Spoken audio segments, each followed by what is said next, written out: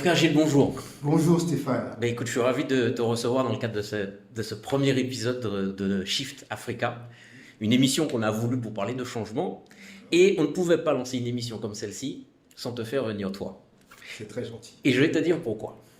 Je vais te dire pourquoi parce que tu sais que dans nos traditions, il est important de rendre hommage aux ancêtres. Alors, tu n'es pas encore un ancêtre au terme de ta vie, on ne peut pas le dire, mais en tout cas, tu es sur la bonne voie, en tout cas pour inspirer ceux qui, comme nous, ont envie de poursuivre ce que tu as commencé. Et je crois que c'est ce qu'il nous faut ici, aujourd'hui, en Afrique. C'est vraiment travailler cette notion de transmission, prendre le bâton pour continuer le combat, parce que c'est un combat. Absolument. Et cette émission vise justement à se poser ces questions-là. Se dire, mais finalement, beaucoup veulent changer l'Afrique. Mais faut-il vraiment la changer? Franchement. Et certains pensent qu'il y a quand même des traditions qui doivent rester, il y a des valeurs qui doivent rester. Et je sais que tu es un fort partisan de cette notion de valeur. D'autres diront, il faut absolument la changer. Mais si on doit la changer, sur quoi doit-on la changer? Vraiment. Et je sais que toi aussi, tu as beaucoup travaillé sur ces notions-là. Et je voudrais qu'on aborde ces questions-là dans un climat ouvert, Oui. peut-être parfois un peu provoquant, volontairement, voilà, parce qu'il me semble aussi important que quand on veut changer les choses, il faut aussi un peu bousculer. Voilà. Et donc, les questions qu'on sera amené à te poser, Lou et moi, sont des questions qui cherchent aussi à te bousculer, parfois peut-être dans tes certitudes, parce que nous, jeunes générations, on a aussi envie, voilà, que tu arrives à nous convaincre. D'accord. Voilà. D'accord. Donc, challenger tes perspectives, un tant soit peu. Voilà. Absolument. Bon, mais revenons un peu aux origines. Parce que nous, on se connaît, mais il y en a qui te connaissent, qui te voient sur les réseaux sociaux, qui voient des initiatives, Afrique Consciente notamment, mais c'est parti d'où? Pourquoi? Qu'est-ce qui t'a amené à faire ça? Et puis, on parlera après de où on en est. Alors, Stéphane et Lou, d'abord, je voudrais vous dire merci. Merci pour le fait que vous m'ayez invité, et puis merci pour les mots très gentils que tu as eus tout à l'heure. Et je suis sûr que Lou pense la même chose, alors c'est très gentil. Merci beaucoup. D'où est-ce que c'est venu? Ça vient d'abord de quelque chose que j'ai compris, que le vrai changement, il se passe d'abord dans la tête. Le champ de bataille, c'est l'esprit, c'est la manière de penser. Et avec le parcours que j'ai, la famille que j'ai eue, d'où je viens, celle que j'ai construite, l'expérience professionnelle que j'ai bâtie, mes échecs et mes quelques succès, j'ai bien compris qu'il est très important de faire attention à la manière dont on pense.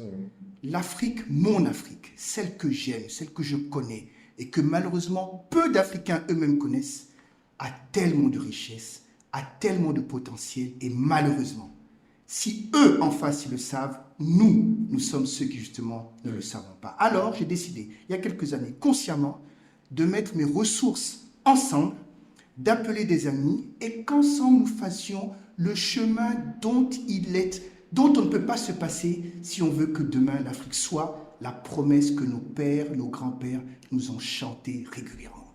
Voilà donc d'où est-ce que c'est venu. C'est une prise de conscience. Mais tu as, et puis je te passe la parole, Lou, parce que tu as aussi certainement envie de savoir, mais moi ce qui m'a toujours étonné dans cette initiative, c'est tu as positionné cette initiative comme une initiative de la société civile. Oui. Pourquoi ce choix? Parce que elle appelle cette initiative à l'engagement de tout le monde, depuis les chefs de nos États, qui ont du travail à faire sur eux-mêmes,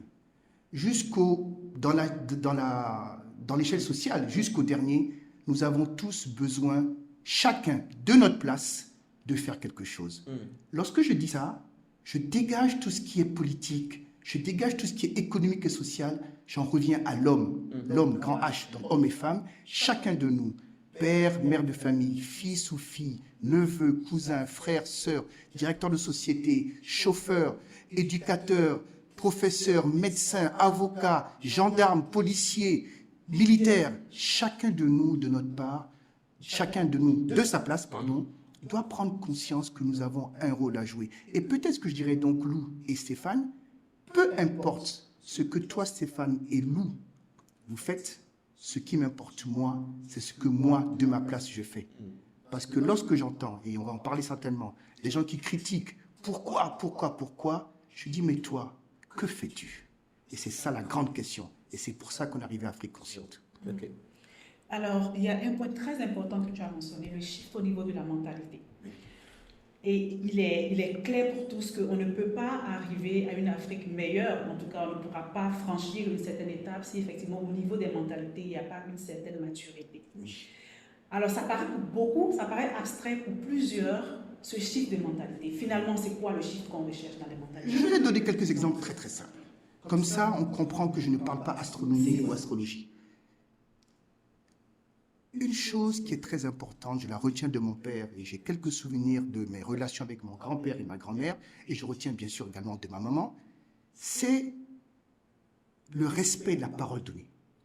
À l'époque, on ne signait pas de chèque, on ne signait pas d'engagement, on serrait la main. Et quand un homme, deux hommes ou un homme et une femme se serraient la main, il y avait là un pacte qui valait plus que ce qu'on signe aujourd'hui, puisque vous le savez, malheureusement, la signature de beaucoup de personnes ne valent absolument rien du tout. Eh bien, le respect de la parole donnée est une des choses que nous avions très très fort. Donc quand je parle de retour aux valeurs, voilà un exemple de ce que je peux vous leur dire. Je peux vous donner encore deux ou trois autres si vous voulez, mais c'est de ça qu'il s'agit. Un autre encore, par exemple, c'est que nous aimons les enfants même de nos voisins. Dans un village, l'enfant de la communauté, c'est l'enfant de la communauté. Ce n'est pas ton fils, Lou, ou ta fille. C'est mon fils également. C'est le fils de Stéphane. C'est le fils de ceux qui nous voient et qui nous regardent. Absolument. L'enfant de la communauté, l'enfant des uns, appartient à la communauté. Voici une grande valeur. Vous en voulez encore d'autres ou je m'arrête maintenant? Très pertinent. Voilà. C'est bien. bon, Gilles. Voilà. Et là, ce à quoi je vais partir maintenant, c'est tous ces clichés qu'on a aujourd'hui sur l'Afrique. Il y en a tellement de clichés. Est-ce que finalement ce sont des clichés causés par l'Afrique ou par les Africains eux-mêmes, ou est-ce qu'on met la responsabilité sur l'Occident ou sur d'autres peuples? Afrique Consciente, et moi-même Gilles, je pense qu'il est temps que nous arrêtions de parler trop de ce que les autres nous ont fait. Mais ils ont bien fait. Ils ont bien fait. Ils ont bien fait. Ils ont bien travaillé notre esprit et c'est pour ça que nous sommes pour la plupart des personnes complexées.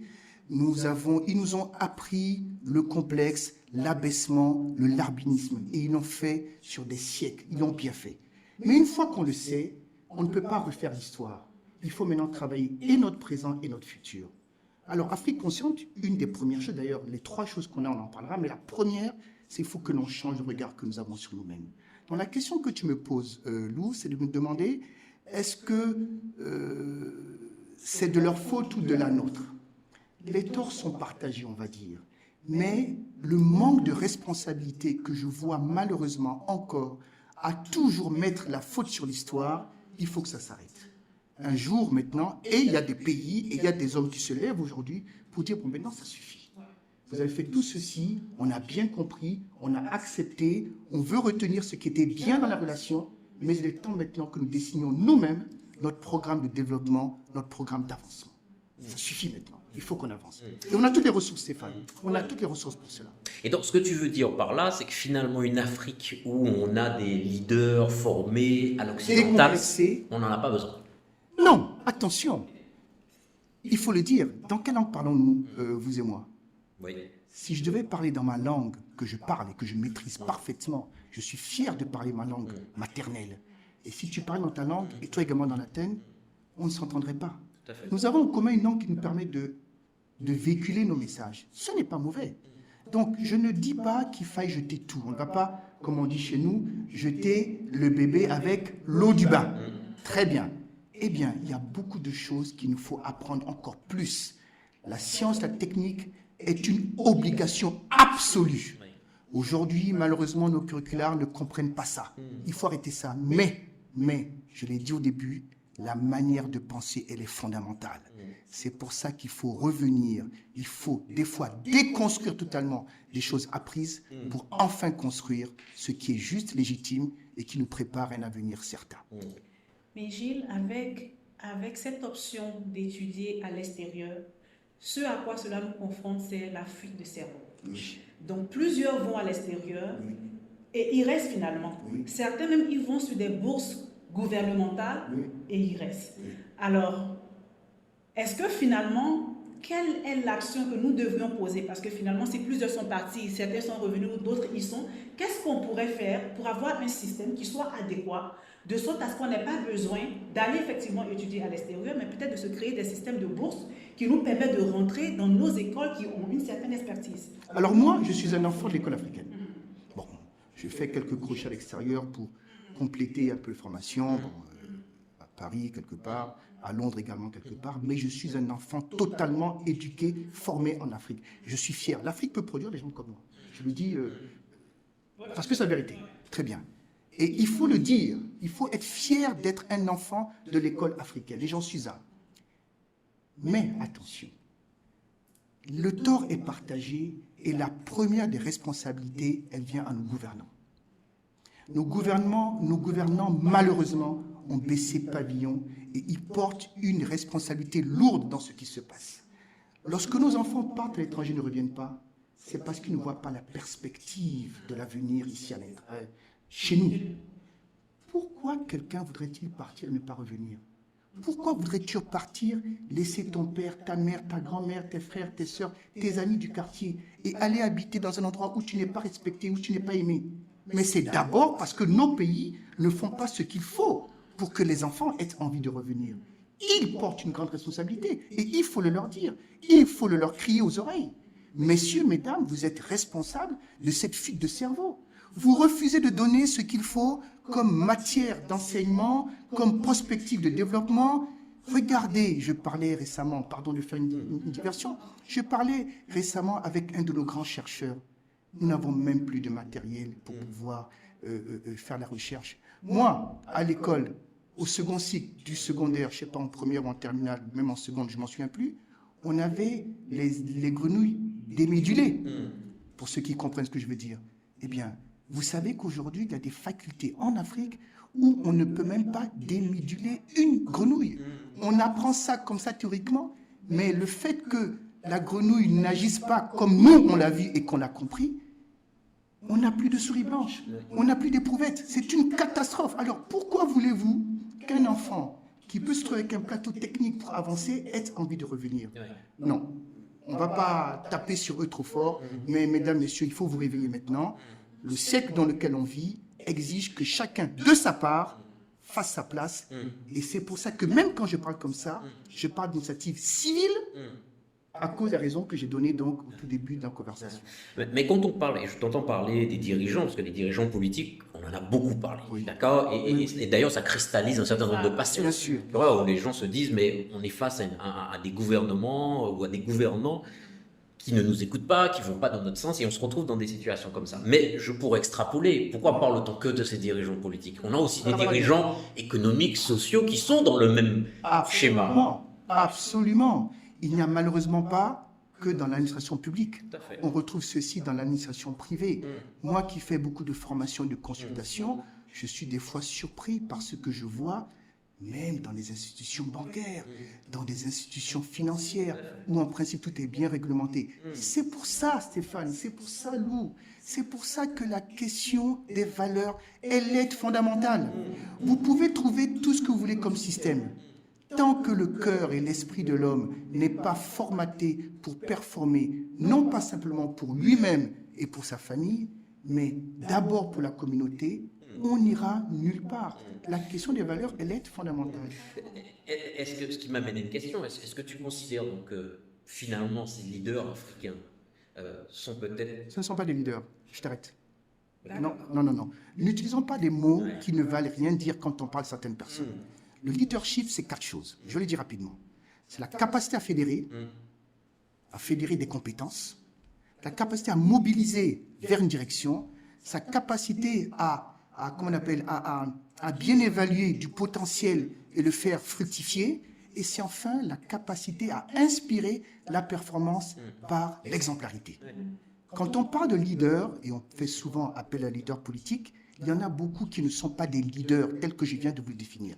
Voilà. Mais vous avez des personnes petites dans la société, petites dans l'échelle sociale, qui ont une vie exemplaire, qui font du bien, qui fédèrent, qui mobilisent. C'est de ces gens qu'on a besoin. Alors la question que vous allez me poser, et moi je vais me la poser en même temps comme ça, vous me dites, le problème, c'est que ne rentrent pas en politique aujourd'hui les meilleurs d'entre nous. Il faut que ça aussi, ça change. Ouais. Il faudrait que demain entrent en politique des personnes engagées, des personnes qui comprennent ce dont on parle et qui aient envie de véritablement changer les choses. Les gens rassasiés, repus, bon, allez, on va arrêter ici les adjectifs. Il faut que doucement cette population s'éteigne et fasse place à des personnes qui puissent nous diriger vers là où nous voulons tous aller. Ouais. Mais je parlais juste de combat, parce que c'est un combat. Et tu me rappelles, il y a quelques années, nous avions échangé, et tu me disais, Stéphane, ce que tu es en train de défendre comme idée, ce que nous défendons comme idée, fais attention. Il y a des gens qui ne veulent pas que ça change. Voilà. Aujourd'hui, on est toujours face à ça. Oui. Comment faire changer les choses? Alors, je vais revenir sur une chose que tu as dit tout à l'heure. C'est vrai qu'on a beaucoup parlé des défaillants, mais il faut célébrer quand même les personnes bien que nous avons. Et je veux le dire avec toute la sincérité que j'ai dans le cœur, il y a beaucoup d'Africains qui sont bons et qui travaillent sincèrement pour le réveil de ce continent. Malheureusement, la majorité de cette bonne catégorie n'a pas l'influence nécessaire pour changer les choses. Mais je rencontre beaucoup de jeunes qui veulent vraiment que ça change, qui aimeraient que les choses arrivent. Et ces personnes sont en recherche de modèles. Et franchement, je vous citerai comme deux modèles. Moi, j'ai vu ce que tu as commencé avec Anansi. C'est extraordinaire. Et peut-être que tu ne vas pas parler ici maintenant, mais ce que tu fais, c'est bien. Des gens comme vous, c'est des gens comme ça qu'il nous faut. Mais il faudrait qu'un jour, ce calibre de personnes aille à la chose publique. Oui. Parce qu'on a de bons calibres de personnes dans le privé ou dans l'entrepreneuriat, mais ces qualités sont nécessaires au niveau de nos États. Oui. Quelques-uns de nos dirigeants politiques sont bons et essaient de s'en sortir, mais ces personnes ont également besoin de nous pour que nous les aidions à casser le plafond de verre qui est au-dessus d'eux. Donc c'est une coalition ensemble que l'on peut arriver. Et ça revient encore à dire, il faut que chacun de sa place fasse sa part, sa contribution. D'accord. Gilles, c'est bien dit, mais ça m'emmène un peu à challenger ce que nous sommes en train de dire. On a, à l'entame de notre conversation, on a parlé de shift dans le mindset, dans la façon de réfléchir. Mais plus on évolue dans la conversation, je me rends compte que finalement, notre problème, c'est un problème de système. C'est pas seulement, c'est-à-dire, c'est pas les valeurs qu'on refuse d'épouser.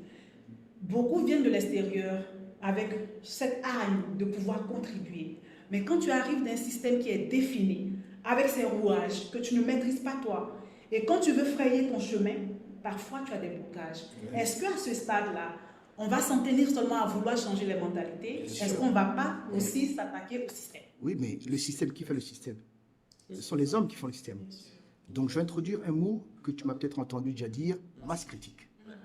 Tant qu'on n'aura pas la masse critique de personnes qui parlent de ce dont on parle, on ne va pas y arriver. Eh bien, c'est pour ça que ce que vous faites, ce que je fais, ce que d'autres personnes font, je vais peut-être dire un petit mot également sur l'initiative dans laquelle aussi je participe, l'initiative Mansa, avec Alain Foka et des amis, nous avons commencé quelque chose. Et toutes ces choses sont complémentaires. Tant qu'on n'aura pas créé cette masse critique de personnes qui pensent comme il se doit, qui sont prêts à faire des sacrifices, qui pensent aux autres, à la communauté, et ce n'est pas possible. Donc, les systèmes, ils vont changer sitôt qu'on aura cette masse critique de personnes. Et j'aimerais dire une seule phrase, une petite citation, elle me vient de Saint Paul de Sales, de Saint François de Sales, pardon. Saint François de Sales disait, le drame dans le monde, c'est que beaucoup d'hommes connaissent leurs prérogatives, mais peu ont conscience de leurs devoirs. Les hommes qu'il nous faut, ce sont des hommes qui ne soient pas centrés sur leurs prérogatives, mais qui soient centrés sur leurs obligations. Et ça, c'est possible. Le travail que nous faisons consciemment, collectivement, amène doucement cette masse critique. Ce n'est qu'une question de temps.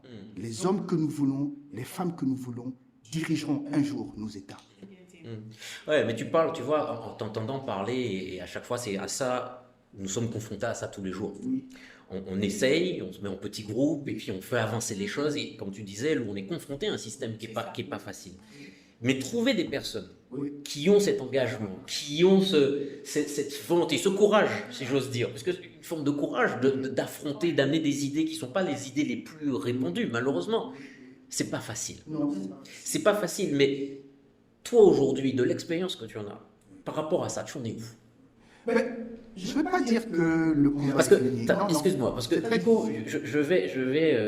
je vais faire référence, si tu veux, moi j'observe ce que tu fais, tu sais, mais j'observe aussi de ta part et dans tes communications une forme de révolte de plus en plus importante. Ouais. Est-ce que je me trompe?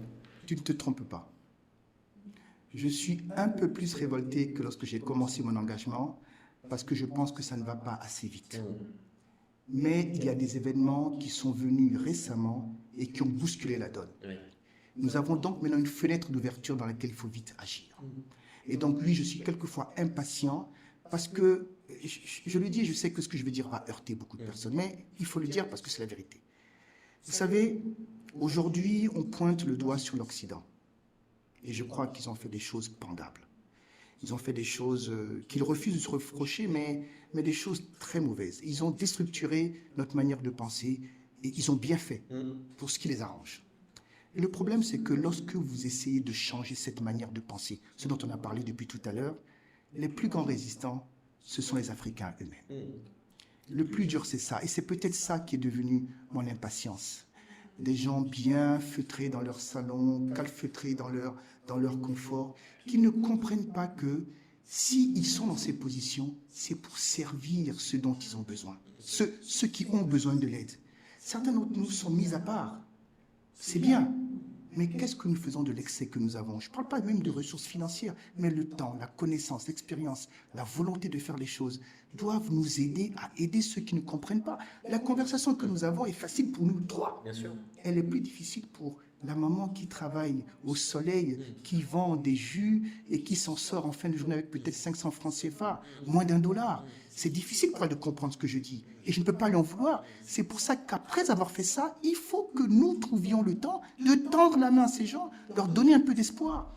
Les enfants qui prennent la mer, qui nourrissent le ventre de la Méditerranée, ces enfants, on ne leur parle pas. Ils n'ont pas de modèle. Et oui, je deviens impatient parce que plus j'avance et plus je me rends compte que l'horizon, lui, il se déplace.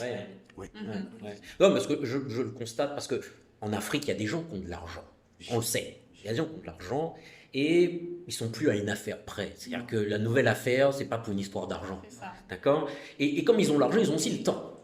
Ils ont le temps de s'investir. Et pourtant, soit ils ne le font pas, ou quand ils le font, on ne le sait pas. Mais pourquoi donc? Je ne sais pas. Comme je vous dis, le formatage, il y avait quelque chose de fort, et puis la prise de conscience, ça va pour tout le monde. C'est ça. Et ça prend du temps. Ça prend du temps. C'est ça. Rome n'a pas été construit en un seul jour. Je pense que mon village non plus n'a pas été construit en un seul jour. Ce que j'allais demander, Gilles, aujourd'hui, quand on parle de développement de l'Afrique, c'est vrai qu'on met beaucoup d'emphase sur la charité. Parce qu'il y en a justement qui en ont beaucoup, qui en ont suffisamment, qui peuvent aider. Tu as parlé tout à l'heure de comment est-ce qu'on peut aider en faisant des partages de connaissances et autres. Donc, mettons de côté tout ce qui est partage de connaissances. Mais si on veut aider de façon très pratique, est-ce qu'on est mieux de se positionner sur l'aide au développement qu'on a depuis? Non. Ça vient marcher. Bon, d'accord, ok, bon, d'accord. C'était l'autre clair. D'accord. Est-ce qu'on doit se positionner sur cette aide au développement ou est-ce qu'on croit réellement que la charité peut contribuer à propulser l'Afrique? Ah, mais c'est la même chose. L'aide au développement, la charité, c'est la même chose. La charité venant des Africains. Non, non. Et personne ne doit parler de charité. La charité, c'est même pas bon. La charité, c'est pas bon pour le destinataire de la charité. C'est déjà, alors là, c'est une des valeurs que l'on défend, c'est la dignité. La dignité, c'est très important pour moi et je crois pour beaucoup de personnes. Le mot charité, j'essaie de le bannir. Je vais dire un acte charitable, mais la charité en elle-même porte une connotation un peu négative. Non, alors, l'aide au développement ne sert pas le propos que nous voulons. Parlons rapidement d'une petite chose qui va être également une grande controverse, l'agriculture. Aujourd'hui, nous faisons l'agriculture de rente. Pour qui? Ce n'est pas pour nos paysans. Allez voir dans nos villages. Ils ne sont même pas payés. Il y en a qui brûlent leur récolte parce qu'ils se disent « ça ne m'avance à rien du tout ». Nous sommes, pour les grands producteurs de ces matières premières qui servent les usines de l'Occident, nous ne sommes que le champ, la base arrière, matière première de ces grandes usines.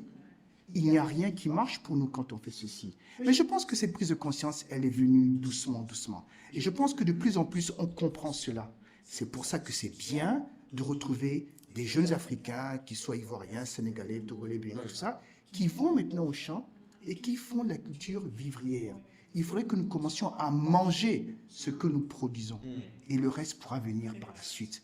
Mais être la base arrière de grandes compagnies dont je vais taire le nom ici aujourd'hui, pour leur fournir de la matière première, enrichir des personnes localement, mais surtout pas les paysans, les forces paysannes qui travaillent tous les jours sur le terrain, c'est une abomination. Il faut que ça aussi cesse. Et je vous dis, vous trouverez bientôt sur les champs politiques des personnes différentes qui vont amener un autre niveau de conversation. Alors moi j'ai confiance. Hein. Moi j'ai confiance. Je prie juste que Dieu me donne encore quelques dizaines d'années. Je veux dire. Voilà, amen, amen. Alors, Gilles, donc l'aide au développement, non. La charité, non. Est-ce que l'entrepreneuriat est une alternative? Absolument. Absolument, l'entrepreneuriat. Aujourd'hui, regardez encore, je parlais d'éducation. Le cursus scolaire te forme en fin de parcours à dire « j'ai l'honneur de solliciter de votre haute bienveillance ». Non. Il faudrait qu'une personne sur 10 écrive ça. Mais que même dans le parcours scolaire, on puisse commencer maintenant à encourager l'entrepreneuriat. Une grande erreur que l'on fait, c'est qu'on a séparé l'éducation nationale traditionnelle, classique, l'éducation technique, de l'apprentissage. Tout ça doit être revenu en une seule chose. Il faudrait que l'on pense que l'éducation n'existe que pour le développement. Donc, à la rigueur, il faudrait maintenant penser à qu'est-ce que je veux après pour savoir ce que je mets dans mes livres aujourd'hui. Dans 5, 10, 15 ans, qu'est-ce qu'il nous faut comme type d'Africain, comme type d'Ivoirien, comme type de Togolais, comme type de Sénégalais, tout ça. Et oui, quand on sait la personne que l'on veut, 15 ans ou 10 ans en amont, on prépare cette personne. Mais aujourd'hui, avec tout le respect que je dois, on surpeuple les facultés de droit. Je ne sais pas trop pourquoi. Un de mes amis, je vais lui dire un petit coucou s'il m'entend, Alioune Gay, dit que les universités sont devenues des grandes garderies d'adultes. Et c'est vrai. Tu gardes les adultes pendant un moment et puis tu les libères. Maintenant, va te débrouiller. C'est pas sérieux. Mais ça, c'est Alioune Gay, c'est pas J.B. Ataï qui me dit. Mais malgré, parce qu'à chaque fois qu'on a ce type de débat-là, et on en a avec voilà, d'autres personnes d'autres pays, on nous qualifie souvent d'intellectuels, voilà, on a des débats un peu en hauteur, et pas assez proches, finalement, de la population, peut-être. Et à chaque fois, quand j'en discute, certains amis me disent « Ouais, mais tu sais, sur le continent, 65% de la population, 60% à moins de 25 ans, on parle à des enfants, on parle à des jeunes. Et ces jeunes-là, ce ne sont pas des discussions qu'ils ont en tête. Ils ont des discussions comme tout jeune, et c'est normal. Ils veulent vivre leur jeunesse, profiter de leur jeunesse, voilà, rêver d'autre chose, peut-être d'Occident ou encore d'autres choses, mais de ce dont nous parlons, c'est pas dans leur esprit au quotidien. Comment, si tu veux, ma question est plutôt, c'est comment finalement les amener aussi à prendre conscience de ça, à se réveiller, parce que finalement, ce qu'on fait, Gilles, Lou, c'est pas pour nous. Non. Nous ouvrons une voie, mais c'est pas pour nous. Voilà, mais tu vois, tu viens de donner la réponse à ta question. Il faut accepter que ces conversations doivent avoir lieu. S'il n'y a pas cette prise de conscience, vers où allons-nous? Si nous aussi, on se met juste à vouloir nous amuser, à rêver, à voler, à tricher, à corrompre, c'est pas possible. Il faut qu'à un moment donné, cette masse critique de personnes qui pensent différemment, agissent différemment, pour que les jeunes commencent à avoir d'autres modèles qui vont les inspirer. Donc, ce serait faux de penser que l'on fait fausse route. On fait la bonne route. Mais en même temps que l'on essaie de parler, de mobiliser, il faudrait également qu'on ait quelques actions concrètes. Et je pense que c'est, modestement, c'est ce que nous faisons. Mais nous ne sommes pas encore assez nombreux. Mais nous pouvons devenir demain des modèles pour des jeunes. Et ces jeunes, nous approchant, on leur dira la manière dont on pense, ce qu'on a fait, et c'est comme ça que l'on peut faire cette transformation. Mais ce sont des changements de paradigme lourds. Ce sont des paradigmes qui ont la vie dure. Et ce n'est pas facile. Si Rome n'a pas été fait en quelques jours, mon village non plus n'a pas été fait en quelques jours. Hein. Ça a mis du temps avant que nous sachions les choses. Et c'est pour ça que ce rôle de transmission, il est important. Sinon, on est totalement perdu, on est éteint. Dans 1 ou 2 générations, c'est fini.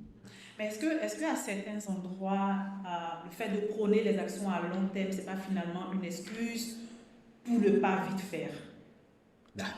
Afrique 2063. C'est ça, par exemple, Afrique 2063. Ouais. Je vais sauter cette Parlons-en. Non, c'est Afrique 2063. Et je vous invite à regarder le document, parce que moi, je regardais le document. Ce qui manque, c'est qu'on place des rêves sur la comète. Mais personne ne vous dit comment on va le faire. C'est tellement facile de dire on va faire ceci, on va faire cela, mais comment? Il n'y a plus personne. Tu sais pourquoi? Parce qu'on ne s'est jamais posé la question de savoir pourquoi il est important d'avoir un plan 2063. Parce que oui, ce serait bien d'avoir un plan 2063. D'ailleurs, la preuve, on voit aujourd'hui les grandes nations aujourd'hui, des nations comme la Chine par exemple, on riait à l'époque qui faisaient des plans à 50 ans, mais il est important de stimuler l'esprit sur où est-ce qu'on sera en 63.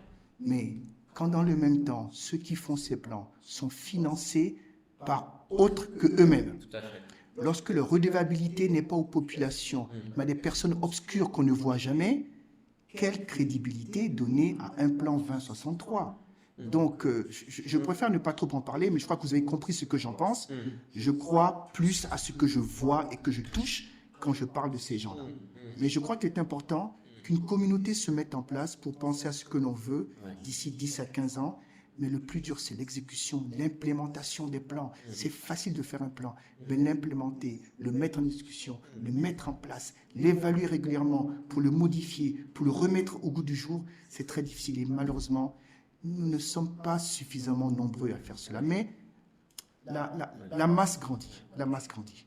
Ça allait conduire à ma prochaine question, mais je pense que tu l'as survolée. Alors, toi qui passes dans plusieurs entreprises publiques et privées, est-ce que tu penses que les compétences, on en a, peut-être pas suffisamment, mais est-ce qu'on en a un bon nombre pour pouvoir faire déclencher les choses? Je dirais qu'il y a deux types de compétences. Il y a les compétences hard en anglais, les compétences rationnelles, 6 x 6, 36, 7 x 4, 28, voilà. Ça c'est compétences hard, rationnelles. Puis les compétences soft. Le savoir-être, le courage, la détermination, la résilience. Je pense qu'on travaille beaucoup sur les hard et pas assez sur les soft. On a un déficit en capacité, en compétences hard dans le domaine technique. On sait bien parler, on parle tous bien, on sait faire des phrases et encore. Mais on a un gros problème sur les capacités hard. Mais alors, c'est un gouffre quand je regarde les compétences soft. L'amabilité, être serviable, la bienveillance, merci pour ce mot.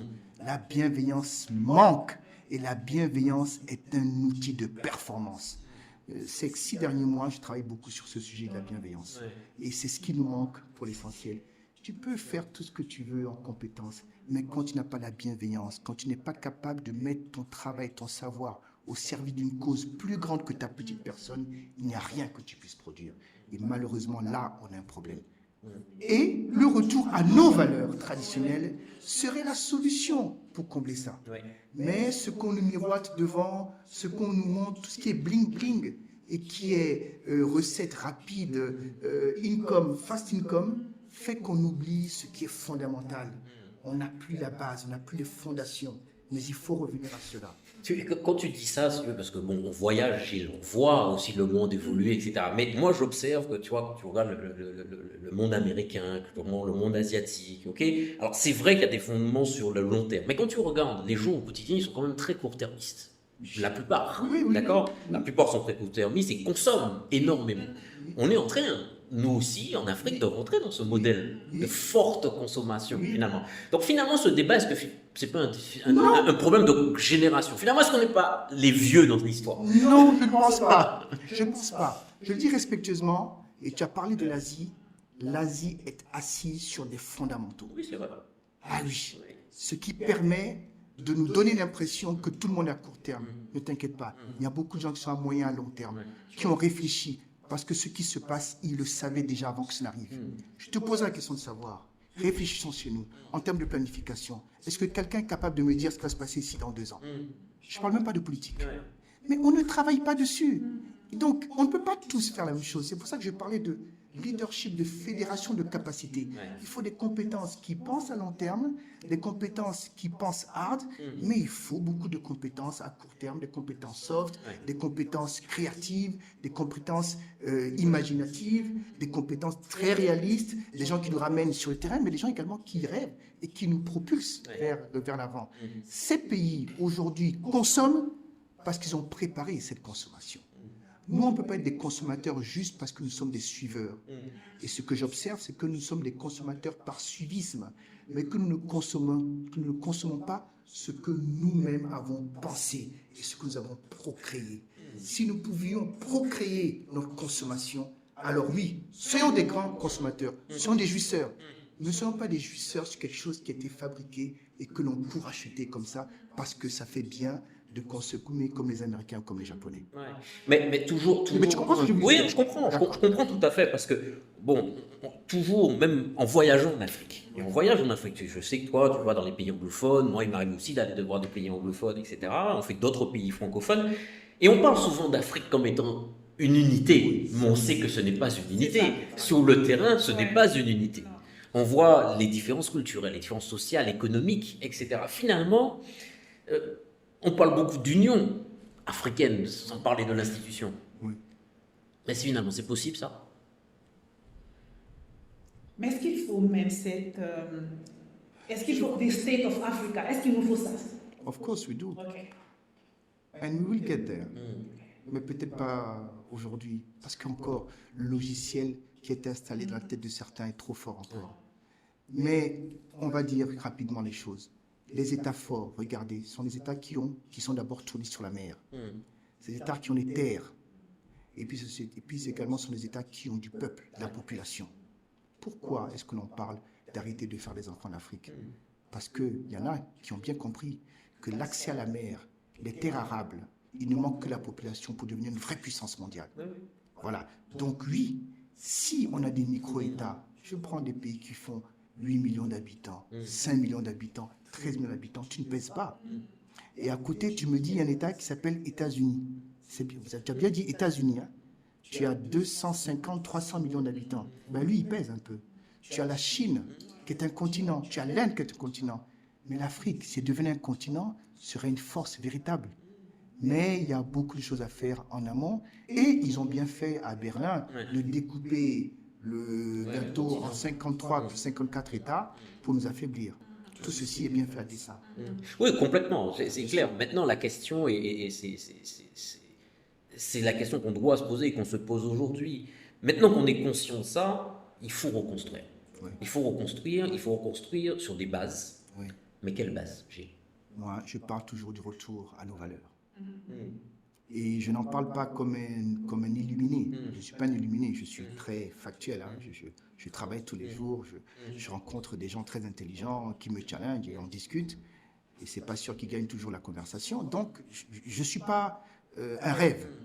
Mais le retour aux valeurs est la manière la plus sûre, la plus durable, la plus constructive d'imaginer puis d'exécuter le futur dont nous avons besoin. Il faut revenir aux valeurs. Et sur quoi s'est construite l'Asie? L'Asie n'a pas de matière première. Mais l'Asie a accepté de garder les pieds dans ce qui sont leurs traditions et d'ouvrir à la modernité. Non seulement nous n'ouvrons pas à la modernité avec les cursus scolaires que je vois qui nous amènent tous dans les lettres et dans les lettres mortes. On étudie encore les lettres mortes aujourd'hui. Le grec, le latin. Attendez, vous êtes sérieux? On fait 4 langues étrangères à cause de quoi? Et pendant ce temps, il n'y a personne en électromécanique, même en physique quantique, je ne sais pas. Faisons même de l'astronomie. Faisons même de l'astronomie. Je préfère qu'on fasse l'astronomie que l'on fasse du grec ou du latin. Pensons demain. L'intelligence artificielle est encore un rêve, un fantasme pour certaines personnes, alors que c'est réel. C'est là, devant nous. Je vois les conditions dans lesquelles on fait le travail ici. J'imagine qu'il y a beaucoup d'intelligence artificielle qui m'entourent pour le travail que nous faisons. Mais c'est ça qu'il faut faire. On en est encore à des choses que l'on faisait du temps de ma grand-mère. Non, soyons sérieux. Et dans le même temps, soyons clairs que nous avions des cultures fortes. Nous avions des valeurs fortes. Il est normal que nous ayons été déstructurés. Quand tu veux conquérir un peuple, c'est même pas la guerre que tu fais. Tu changes sa manière de penser. Et peu d'entre nous sont réveillés. Beaucoup d'entre nous aujourd'hui dorment encore sur des paradigmes tueurs, assassins, qui nous tuent, qui nous assassinent tous les jours, mais qui sont eux-mêmes les premières pourfendeurs de ce qui nous fait du mal. On a du travail, mes amis. On n'a pas fini. Aussi l'aspect politique. Il y a aussi un ancrage très important en Afrique et qui, à quelque part, cause beaucoup de dégâts. Donc, comment est-ce qu'on peut donc avoir la politique comme base pour pouvoir faire progresser l'Afrique? Alors, d'abord, le système politique que nous avons en Afrique, mais je n'ai pas encore la solution. J'avoue qu'avec des personnes, on travaille dessus. Donc, ne me demandez pas la solution, mais je peux vous dire au moins que ça ne marche pas. Il y a une seule chose. Tant que la sélection des hommes politiques ne sera pas fonction de la redevabilité qui se reconnaissent aux populations, il n'y a rien qui marche. Je vais reprendre ça en des mots beaucoup plus simples. Les hommes politiques qui sont élus devraient être élus par les populations, tout simplement. Et si elles sont reconduites, elles devraient être reconduites par les populations. Quand je dis ceci, j'ai dit beaucoup de choses. Ça veut dire commission électorale ne doit pas être au vote de l'exécutif. 1. Le choix des candidats n'est pas la responsabilité de celui qui est au pouvoir. 2. Le mode, la manière de calculer ne lui appartient pas. D'accord? Il y a beaucoup de choses comme ça. Et puis la redevabilité, elle est aux populations, non pas à quelqu'un dont on ne peut pas citer le nom. Vous comprenez ce que je veux dire? Sitôt qu'on a ça, alors c'est possible. Et si on doit le faire, il faut se poser la question de savoir si le système électoral, même le système politique dans lequel nous vivons en Afrique, sont les bons systèmes. Je pense que nous n'avons pas les bons systèmes. Mais beaucoup de travaux sont faits dans ce sens-là pour proposer à nos États des moyens qui permettront de donner véritablement le pouvoir aux populations. Mais est-ce qu'ils accepteront ça? Je ne sais pas encore. Mais il faut qu'on le fasse. Il faut que chacun fasse. Oui, vas-y. Est-ce qu'on peut dire que nos politiques aujourd'hui sont centrées plus sur leur intérêt personnel? Est-ce qu'on peut dire? On doit dire. Pourquoi tu me dis ce qu'on peut dire? On doit dire. Mais, mes amis, ce n'est pas un fait de l'Afrique seule. Parce que c'est ça aussi qu'il faut dire. Tous les hommes politiques dans le monde entier répondent à un système qui favorise leurs intérêts. Et sur ça, l'Afrique n'a pas le monopole de l'égoïsme sur ce sujet. Ouais. Donc, ça veut dire quoi? Ça veut dire que, parce qu'en ce moment, il se passe plein de choses quand même sur le continent, il se passe beaucoup de choses, qu'on observe, parfois avec surprise, en disant, mais qu'est-ce que c'est que ça? Quelle analyse tu portes sur, finalement, c'est ce qu'on appelle coup d'État, ce qu'on appelle renversement? Comment tu analyses tout ça? L'Afrique est à un moment important de son histoire. L'indépendance que nous avons acquise pour beaucoup de pays en 60 et autres n'est pas l'indépendance que nous avions comprise. C'est pas ce que, en tout cas, moi j'ai compris à l'époque. Mais je découvre en fait qu'on n'était pas indépendant. Et je le découvre en même temps que beaucoup de personnes. Très peu de personnes savaient que nous n'étions pas indépendants. Il y a des États, de la bonne, de la moins bonne manière, qui veulent conquérir cette indépendance. Il faut souhaiter qu'ils arrivent à leur fin pour que d'autres pays suivent et que toute l'Afrique devienne indépendante. Est-ce que c'est la meilleure manière de faire? Je ne suis pas sûr.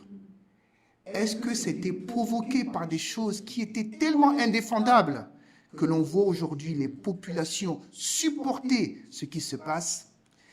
Je dois malheureusement dire que si les populations protègent dans certains cas ceux qui sont des putschistes et dans d'autres pas, il y a quelque chose qui s'est passé. C'est très complexe. Il y a beaucoup de choses qui se discutent derrière les rideaux que nous ne savons pas. Mais, je le redis, la vraie démocratie, c'est la redevabilité devant les peuples. Voilà. Ok. D'accord. Qu'est-ce qu'un leader devrait s'empresser à laisser à la génération future? Voilà. Dans ta question, il y a la réponse. Il faut laisser un héritage. Je pense que le leadership, j'ai défini tout à l'heure 4 verbes. J'ai parlé de mobilisation, mobilisation, fédération. J'ai parlé de valorisation de potentiel. J'ai parlé donc d'inspiration par l'exemplarité. Soyons autant que possible possible. Mobilisateurs devant les bonnes causes. Et les bonnes causes, ce ne sont pas des causes personnelles. Soyons fédérateurs d'idées, respectons les idées des autres pour densifier notre savoir. Deuxième chose. Troisième chose, valorisons le potentiel. Et nous avons un potentiel infini avec les enfants, les jeunes que nous avons. Il y a un potentiel que les autres pays nous envient. Il n'y a que nous qui jetons nos jeunes dehors, alors que nous avons là la solution pour le futur. Et troisièmement, autant que possible, Stéphane, nous deux, vous deux, nous trois, tous ensemble, soyons aussi exemplaires que nous le pouvons. Stéphane, Lou, quand vous démarrez votre voiture le matin, là, pour aller au travail, il y a des gens qui vous regardent, qui vous disent « J'aimerais tellement que ma fille soit comme cette dame-là. » Est-ce que tu en as conscience? Ça donne l'obligation d'agir de manière correcte. Quand tu donnes ta parole, il faut que tu donnes ta parole, que tu la respectes. Quand tu dis que tu vas faire quelque chose, il faut que tu le fasses et non pas le contraire. Si tu pouvais commencer par des actes petits comme ça, à bâtir la confiance, on est en train de créer une communauté pour demain. Je l'ai dit au tout départ, la manière dont on pense, c'est très important. La manière dont on pense qui va amener le développement en Afrique et non pas la manière dont on suit. Et c'est pour ça que les questions d'aide au développement, je m'en méfie. Parce que beaucoup, elles ne servent qu'à nous attacher plus que nous sommes déjà attachés. Il y a des gens qui veulent nous aider, mais la majorité de l'aide que nous recevons peut résoudre peut-être un problème ponctuel, mais ne résout pas dans le long terme. De me donner du poisson à manger n'est pas la solution. Apprends-moi à pêcher. Et peut-être que celui qui m'aide n'a pas intérêt à ce que je sache pêcher. C'est pour ça que tous les jours, il me gave avec du poisson, et du poisson frelaté d'ailleurs, si tu y penses bien. Ouais, complètement. Mais Gilles, si l'Afrique dominait demain, est-ce qu'on ne commettrait pas la même erreur Ah! Je lisais ce matin, voilà, on va parler du livre. Je faisais ma lecture quotidienne de la Bible. Dans le livre de l'Ecclésiaste, il y a cette belle chose qui dit qu'il y a des gens qui ne sont pas mauvais parce qu'ils ne le peuvent pas. Sitôt qu'ils en ont la possibilité, tu découvres leur vrai visage. Je prie pour que demain, lorsque nous posséderons le monde, nous ne serons pas ce que nous avons vu. Ce jour, je ne serai peut-être plus là, je ne sais pas. Enfin, Dieu décide. Mais oui, c'est une bonne question. Est-ce que si demain nous avions la domination sur les autres nations, est-ce que nous ferions pas mal? Et c'est aussi pour cela qu'il nous faut revenir à nos valeurs d'avant. Les chefs chez nous n'écrasaient pas. Ils obtenaient le consensus. Gardons ça en mémoire pour que demain, lorsque ça ira mieux, nous nous souvenions que quand tu diriges pas pour toi, tu diriges pour ceux qui t'ont placé là, parce qu'ils t'ont fait confiance que tu peux gérer pour eux. Ben, écoute, est-ce que tu aurais, pour finir, voilà, une dernière chose à dire aussi à tous ces jeunes et très jeunes aussi qui nous écoutent, qui nous voient peut-être, comme je le disais parfois, un peu comme des intellectuels et qui ne s'en sentent parfois pas non plus concernés par tout ce qu'on est en train de débattre? Qu'est-ce que toi tu peux leur dire? Alors, je dirais que je suis un père et un grand-père. C'est vrai. Je suis marié, j'ai des enfants et mes enfants ont des enfants. Donc, je suis grand-père. Et si Dieu me prête vie, je devrais même pouvoir être arrière-grand-père. Je vais dire des choses très très simples que tout le monde peut comprendre. Je porte un nom, le nom de mon père. Je ne voudrais pas que le nom de mon père soit sali en quelques circonstances. C'est pour ça que je fais autant que possible attention à ce que je dis, à ce que je ne dis pas, à ce que je fais, à ce que je ne fais pas. Pour les jeunes, souvenez-vous que vous avez vous aussi un nom. C'est votre patronyme le plus important. Et dans vos pays, on sait dire votre nom. J'ai vu tout à l'heure à la vidéo quelqu'un qui disait on m'appelle Nguyen. En France, non. Au Vietnam, on l'appelle Nguyen. On n'appelle pas Monsieur Ndiaye, Monsieur Mbappé. On dit Monsieur Mbappé, Monsieur Ndiaye. C'est de chez là que vous êtes né. C'est là où vous êtes né. En vous rappelant de ce que vos pères et vos mères vous disent, je vous assure, c'est le meilleur moyen de trouver la solution que nous avons. Mais allons à l'école, soyons sérieux, soyons disciplinés, respectons père et mère, respectons ce qu'on a dit, travaillons. Internet, c'est pas simplement pour s'amuser, c'est également pour se cultiver. Ce n'est pas un vieux qui parle. J'ai l'âge, mais dans mon esprit, il faudrait me voir avec mes enfants et mes petits-enfants. Je sais jouer à des choses que vous ne pouvez même pas imaginer. Mais ça c'est pour moi. C'est pour une autre émission. Franchement, merci beaucoup. C'est moi qui vous remercie. Merci. Ça a été un échange assez profond et Merci. je pense que cela va être très utile pour les jeunes générations, Merci. mais aussi surtout pour un public plus large, Oui. de tirer des leçons et des manières d'agir, parce que dans tout ce qu'on a dit, ce qui ressort beaucoup, c'est le mindset, c'est le comportement. Donc comment est-ce qu'on est conscient de soi, on est conscient de la personne en face de soi et de notre communauté pour pouvoir mieux faire les choses. Et je pense que c'est un honneur, ça a été un honneur pour nous en tout cas de t'avoir sur ce premier épisode. Merci beaucoup pour ton C'est temps. moi. Merci, C'est moi. merci. Écoute, je peux pas mieux dire. Merci, Merci, Gilles. merci.